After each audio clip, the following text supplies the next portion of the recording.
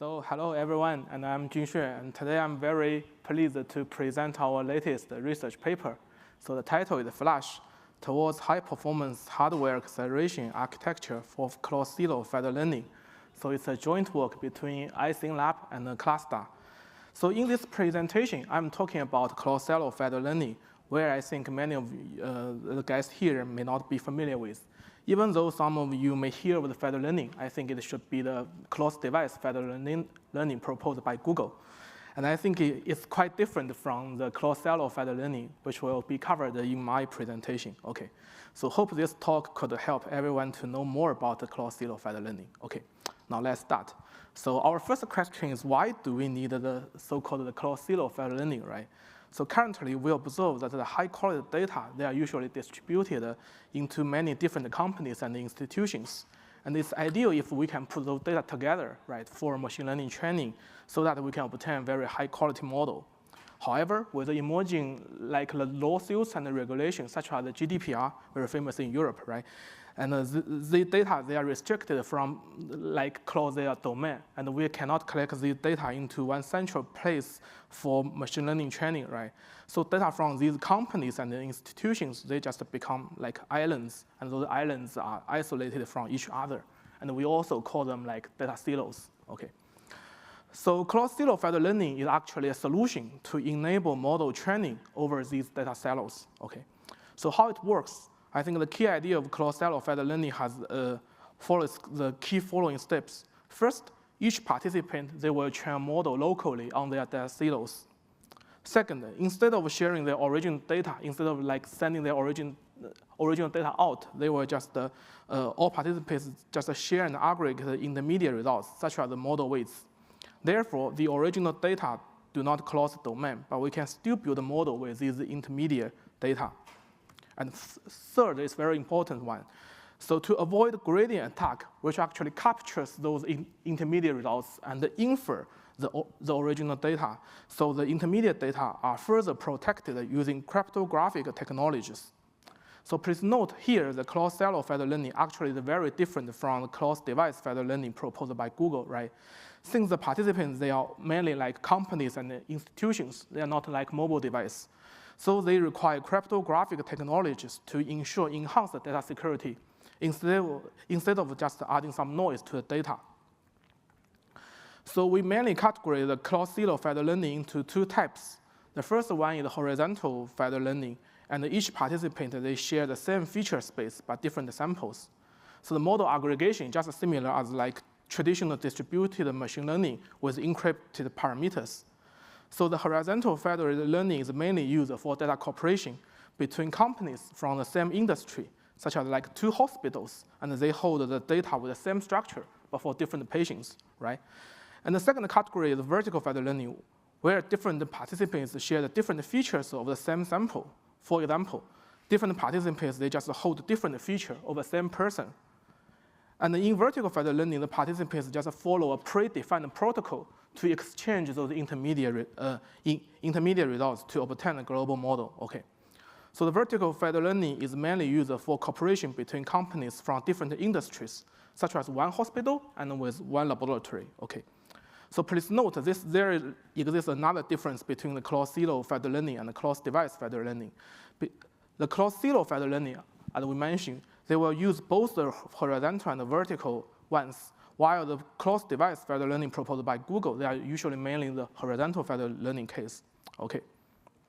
So to protect the data privacy of those closed-silo feather learning, various crypto technologies are used. And here we just show like two typical examples. The first one is additive homomorphic encryption, PALIA, which allows us to perform addition computation over ciphertext directly without having to decrypt them.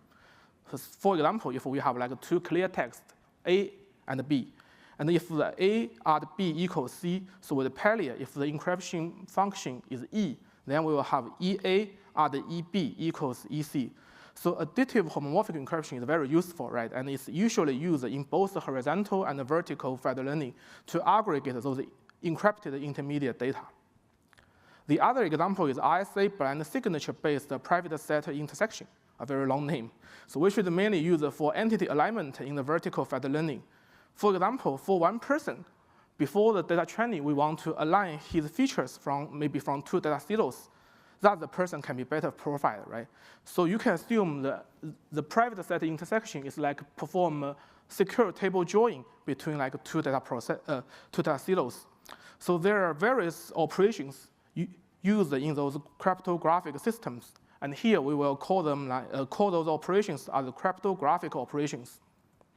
And in our paper, we actually do the first thing, like we analyze a lot of open source closed-silo federated learning frameworks, and we have systematically identified 9 such commonly used cryptographic operations in closed-silo federated learning, such as paleo encryption, ciphertext addition, ciphertext clear text multiplication, ciphertext histogram building, ISA encryption, ISM blend, and so on.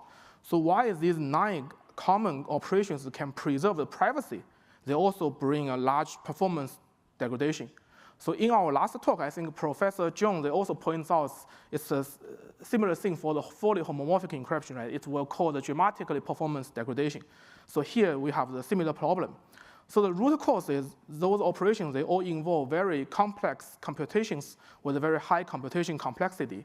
Moreover, the numbers used in those operations, they are usually very large integers. Therefore, it's not efficient for current hardware architecture, such as our current CPU, to execute them efficiently. So to the best of our knowledge, we are among the first to perform a very complete analysis on how these 9 cryptographic operations impact the performance at a very fine-grained level. So we have evaluated performance of several very typical closed-silo federated learning tasks with and without these cryptographic operations. And for each subtask and step, we have also shown the involved crypto operations to help us to better understand how these operations degrade the performance. And the results are shown in this table, and more results are in our paper. And actually, we have 3 key findings. Okay, so we can see first, all of the crypto operations, right, they do cause much performance penalty for the closed-silo federated learning applications. For example, the operation 7, 8, and 9 in the ISA private set intersection, the first line, cause more than 10 times performance degradation. So the operation 3, 4, and 5 used in computing the gradient of a vertical logistic regression, showing it has called around 47 times of performance degradation. Okay, so this is our first key findings.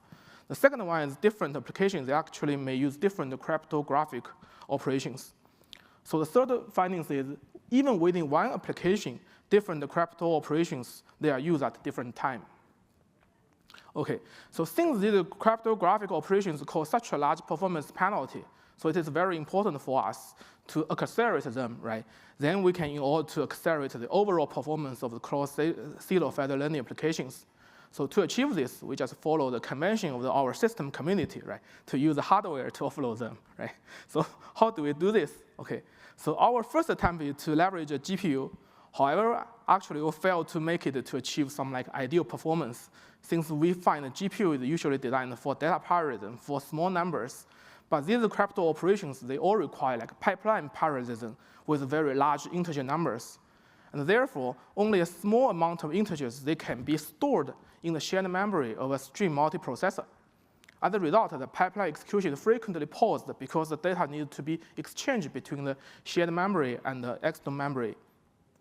And we are fully aware, although some like complicated mechanisms such as double buffering may help to solve this problem, but it also involves overcomplicated design, and the architecture deficiency is still there. So in our paper, we decided to take another direction. So to this end, we tried to design a more efficient hardware acceleration architecture from scratch to efficiently accelerate closed-silo federated learning beyond these existing GPU hardware. And in our paper, we will first use the FPGA to implement a prototype, and then evaluate our design as an ASIC. So the core idea here is just we want to design hardware pipeline that are suitable for efficiently executing these cryptographic operations. The straightforward way, we just directly offload all the 9 we mentioned the 9 crypto operations. The straightforward way to directly offload them on the hardware statically, right? But then we will have some like 2 problems. First, when we are designing with like FPGA or ASIC chip, the hardware chip, they always have limited programmable resource. So if we allocate the resource to all the 9 operations, each of them will be allocated with a limited resource to be efficiently accelerated. Or this is the first problem. So the second problem is from the previous table, we know different operations, they are actually used in different time. And even in the different steps of one application, they use different operations. So hardware resources they are wasted since not all the operations are used at the same time. Okay, so how do we solve this problem, right? Then we try to take a look at the internal of these cryptographic operations, and actually we have several very interesting findings. So first, we find that the 9 operations, they are all built on 2 common operators, the modular multiplication and the modular explanation. So for example, the poly encryption, this operation, right, it uses a modular explanation as its core component with some other like multiplication operations. So moreover, through some like test-bed experiments, we find that the performance of the 9 operations, they are all largely decided by the 2 common operators. Therefore, we have an idea, right? So if we can efficiently accelerate 2 basic operators, we can eventually accelerate all the 9 cryptographic operations. So based on our observation, we propose Flash, a closed-silo federated learning acceleration hardware architecture.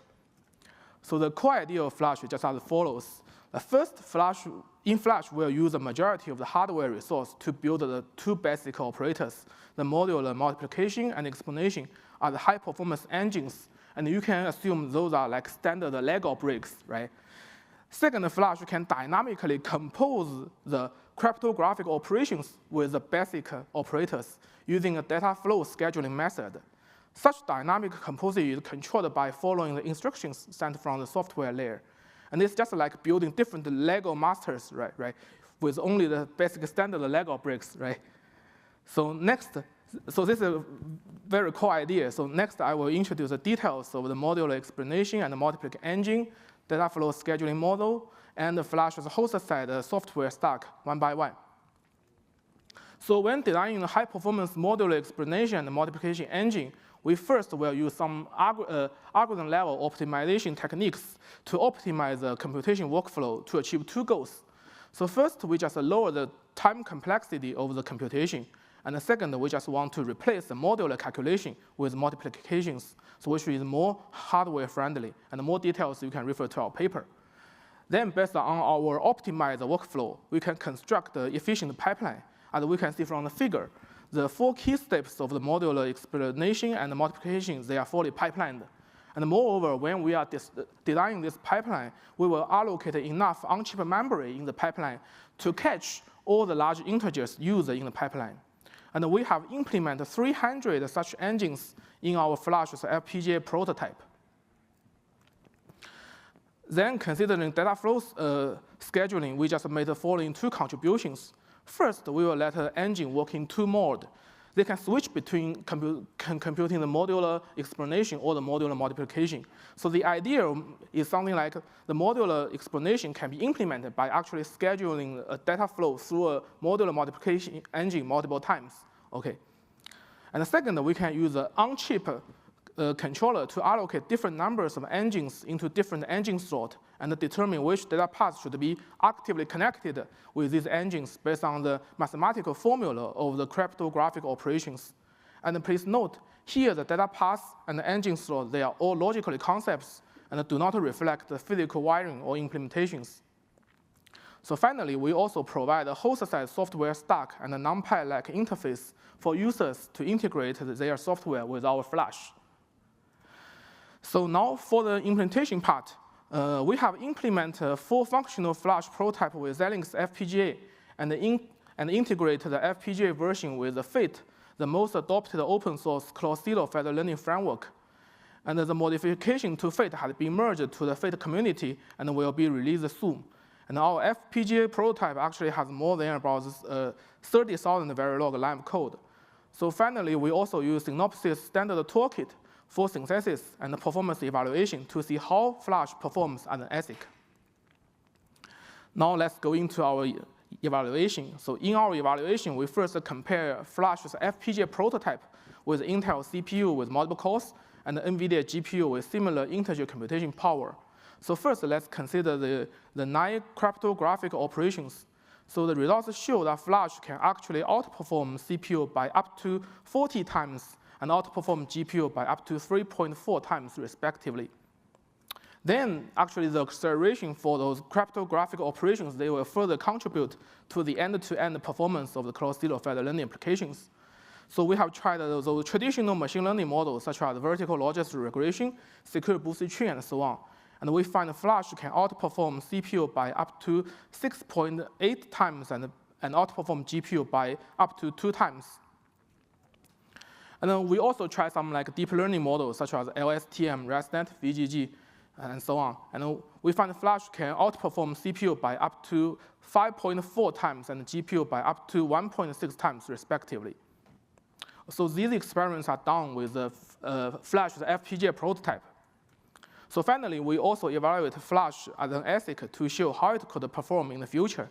So the evaluation results show that as an ASIC, Flash could further achieve more than 20 times performance gain compared to its FPGA prototype with 12 nanometer technology library, which could make Flash a promising solution while the technology of CPU and GPU, they are advancing rapidly. So now finally, let's conclude my talk. So in this research work, we have identified 9 cryptographic operations that are widely used in closed-silo feather learning that are called dramatic performance degradation. And to solve this problem, we propose Flash, a high-performance hardware acceleration architecture for closed-silo feather learning. Flash leverages the observation that these 9 cryptographic operations, they are all built upon 2 basic operators, the modular multiplication and exponentiation, to achieve high performance and high resource utilization. Then we provided a fully functional implementation of Flash with FPGA and implemented with FIT. We also use Synopsys, the standard tools, to evaluate Flash as an ASIC. So the test bed result and the evaluation results, they are all show that Flash is a very promising solution. Okay, so thank you, and I'm ready to take questions.